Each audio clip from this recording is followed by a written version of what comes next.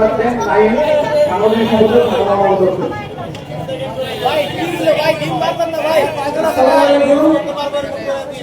আজকে এখানে সুবিধা করতেছে আমাদের কাছে আসলে লজ্জাজনক।